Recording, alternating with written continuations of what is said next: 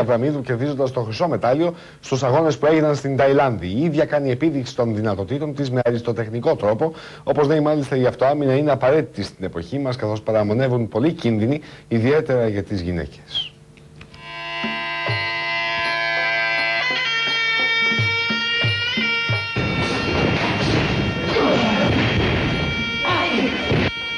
Δύναμη, ταχύτητα, αντανακλαστικά, άψογη αμυντική και επιθετική τεχνική στον αέρα.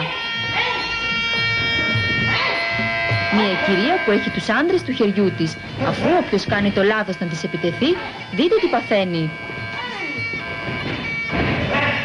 Πρωτιές, αγωνιές, γονατιές και κλωτσιές, υπό τους ήχους της ταϊλανδέζικης μουσικής.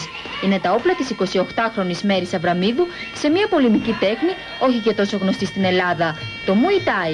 Τι σε όφησε στο Muay Thai, είχες κάποια άσχημη εμπειρία στο δρόμο? Ευτυχώς δεν ήταν κάποια άσχημη εμπειρία, απλά με ενέπνευσε ο δυναμισμός και ο ρεαλισμός του αθλήματος και η φιλοσοφία του, γιατί υπάρχει κουλτούρα πίσω από την τέχνη. Η Μέρη αγωνίζεται στα ρίγκ από τα 12 της χρόνια. Είναι η πρώτη Ελληνίδα που παίζει σε αερασιτεχνικούς αγώνες Muay Thai στην Ταϊλάνδη, όπου πρόσφατα κατέκτησε το χρυσό μετάλλιο στο παγκόσμιο πρωτάθλημα. Θεωρώ μεγάλη επιτυχία τα δεδομένα τα ελληνικά, δηλαδή να φτάσεις σε αυτή τη μεγάλη διάκριση, γιατί οι άλλες χώρες έχουν πολύ ανεπτυγμένο το Muay Thai.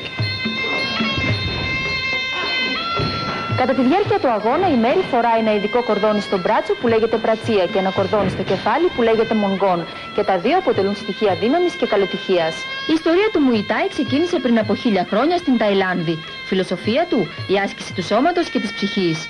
Δεν είναι δύσκολο και δεν είναι επικίνδυνο έτσι ώστε να φοβόμαστε, μην χτυπήσουμε ή τραυματιστούμε οτιδήποτε άλλο. Είναι πολύ απλό και ιδανικό για όλες τις ηλικίες και τα δύο φύλλα. Σύμφωνα με το αρχαίο τελετουργικό, πριν από κάθε αγώνα οι μποξέρ εκτελούν ένα αργό ρυθμικό χορό, το Wai Kru, για να διώξουν το φόβο από την καρδιά τους και να πετύχουν έτσι την καλύτερη σωματική και ψυχολογική τους προετοιμασία. Θα βρίσκεις σκούρα μαζί της? Να πω την αλήθεια, λίγο σκούρα τα βρίσκω. Γιατί και το επίπεδο της Μέρης είναι λίγο μεγαλύτερο από το δικό μας εδώ στη σχολή. Οι άντρες χαίρονται στην ουσία να έχουν μια γυναίκα που ξέρει να κάνει πολεμικές τέχνες. Είναι πολύ εύκολο και μάλιστα σε σέβονται πολύ καλύτερα από ό,τι θα σεβόντουσαν έναν άντρα.